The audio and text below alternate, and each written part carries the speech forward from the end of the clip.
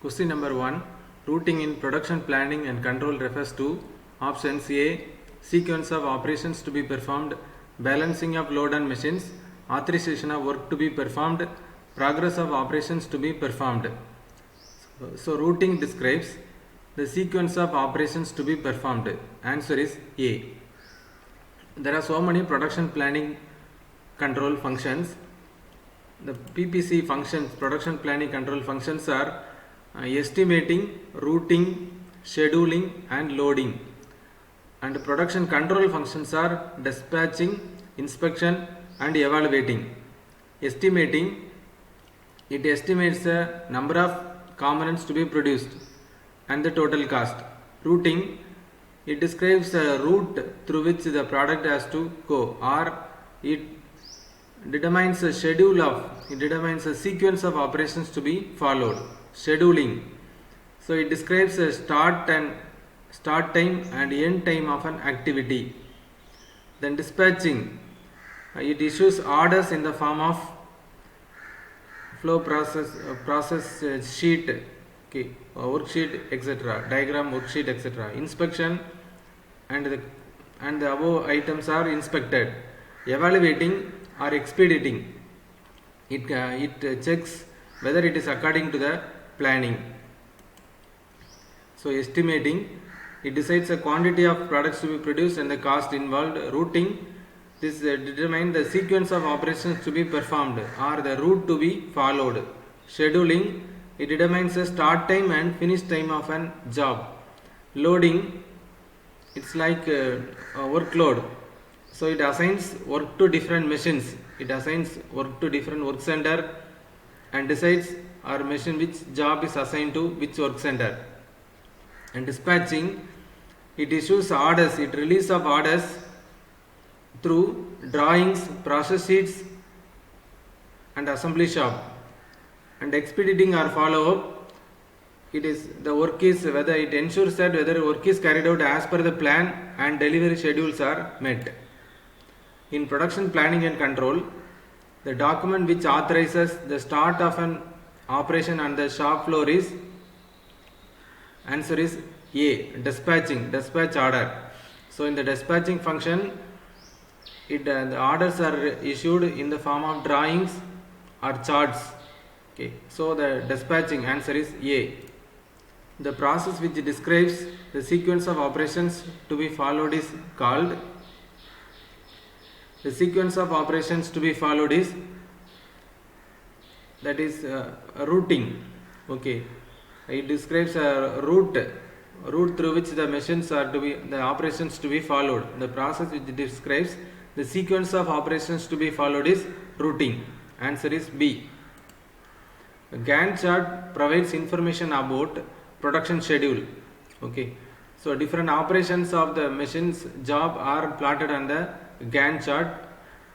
Along x-axis time is plotted, along y-axis machines M1, M2, M3 and M4 and number of machines are plotted, and all the operations are assigned to different machines. All the operations of the job are assigned to different machines, and this gives information about the production schedule. Answer is C.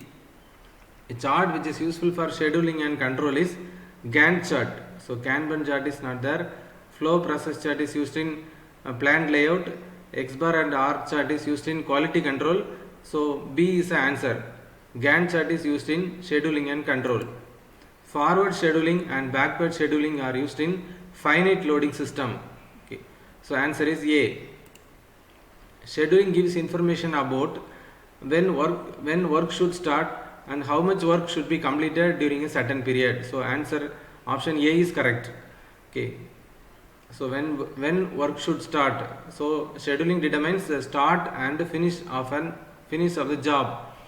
So when work should start and how much work should be completed during a certain period. So this is called as scheduling. So answer is option is A.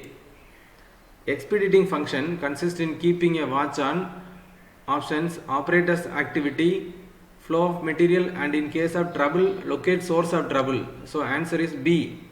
So it keeps watch on flow of material, whether it is going according to the plan, and in case of trouble and it locate the source of trouble. So answer option is B, and C and D are the minimizing the delays.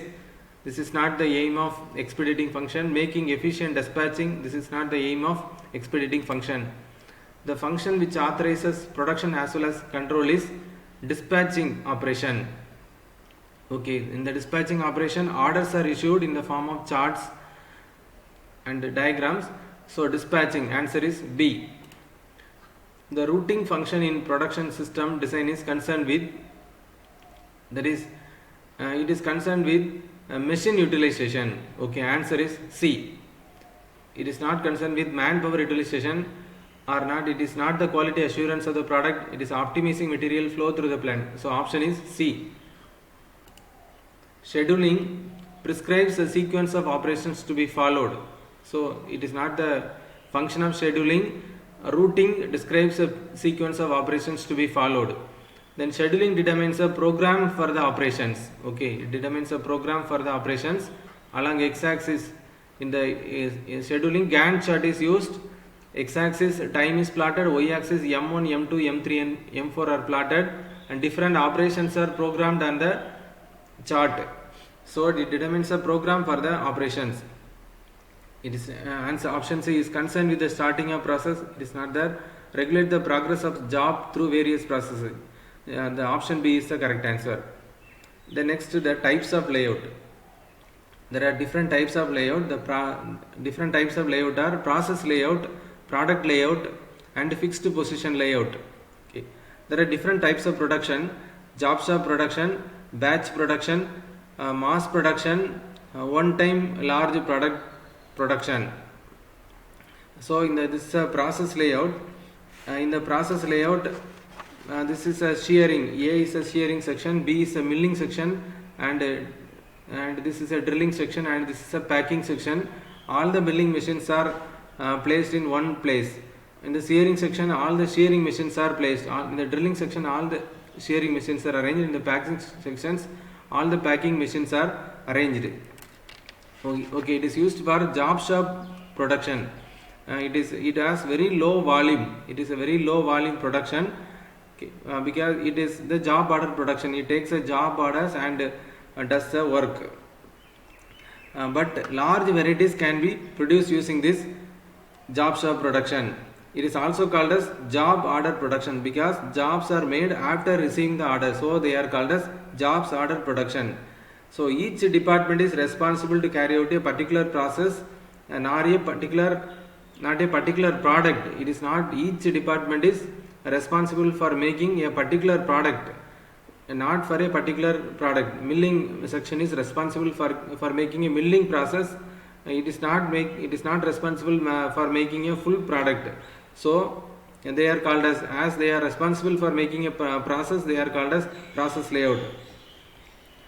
Process layout is suitable for the job shop production system. So it is large varieties of products can be produced using the process layout. In product layout, this is a product layout. So in the product layout, it is used for mass production or continuous production. Different machines are arranged in sequence. One may be milling machine, drilling machine, and lathe and welding machine, and assembling machine, and the packing machine. Different machines are arranged in order.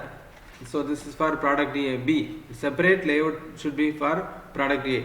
The main advantages of product layout is it is continuous, suitable for continuous production. And the cost of making a car by mass production is rupees 5 lakhs for example. But if it is made in the process layout, the cost may be around 20 lakhs. So in mass production systems, highly skilled laborers are not required, but they are needed behind the scene. The product layout occupies less space. The machine capacity and workloads are balanced in this type of layout. The movement of material is minimized in the mass production, and transportation cost is less in product layout. Because one of the main disadvantages of product layout is if the stoppage of one machine will stop the entire production. Fixed position layout, here for a large ship or bridge is to be made, different different machines and materials and men are bring together and to make this product. This is called fixed position layout. For example, shipbuilding, all the resources are taken to the seashore and the product is made in the seashore. This is called fixed position layout. Greater flexibility in the context of work distribution to machines and workers is achieved by process layout. The process layout has greater flexibility, so they can make a large variety of products. But in the product layout, it is not having this flexibility. The layout, answer is A. The layout which is suitable for mass production is product layout. So for mass production, continuous production, product layout is used. Product layout facilitates easy material handling. Which of the statements given above are correct? So product layout, it facilitates easy material handling. So it is correct. Uses general purpose machines and hence reduces capital investment. So it will not use general purpose machines. So statement 2 is wrong. Requires high capital investment leading to high fixed cost. So it is correct. It is requires high capital investment leading to high fixed cost, because for each operation you have to place one machine, so the cost is more and can handle varying rates of outputs. So it is wrong. So answer is 1 and 3. So C is the correct answer. 1 and 3 statements are correct. So C is the correct answer. Which one of the following combination is valid for product layout? So in the product layout, special purpose machine and semi-skilled laborers. Okay, skilled laborers are not required for product layout. Only special purpose machines are required. General purpose machines are not required. Special purpose machines are required and semi-skilled laborers are required for product layout. Answer C.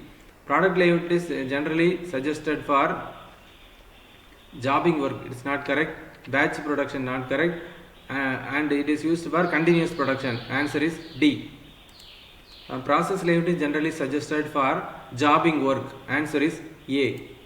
In jobbing production, highly skilled workers are needed, unit costs are high, operations are labor intensive. All of this, option is D. In jobbing production, in the process layout, all are required, highly skilled laborers, and unit cost is also high, and operations are labor intensive. Okay, more labor intensive operation, because we are using general purpose machines. So option D, we are not using special purpose machines. Which of the following charts are used for plant layout design? Operation process chart, man machine chart, travel chart. All of these, option is D. All are used for plant layout design. Better plant layouts, these charts are used. The correct sequence of increasing production volume is, so production volume is less in job production and it is less in flow production, less in job production, then batch production, medium volume and medium job varieties, and mass production more, and flow production it is very high. So option is D. The process capability of the machine is defined as the capability of the machine to produce a definite volume of work per minute. Okay, it is not the definite number of operations, produce job at definite spectrum of speed, not holds a definite spectrum of tolerance and surplus minutes. It produces, process capability of machine is producing definite volume of work per minute. Thank you.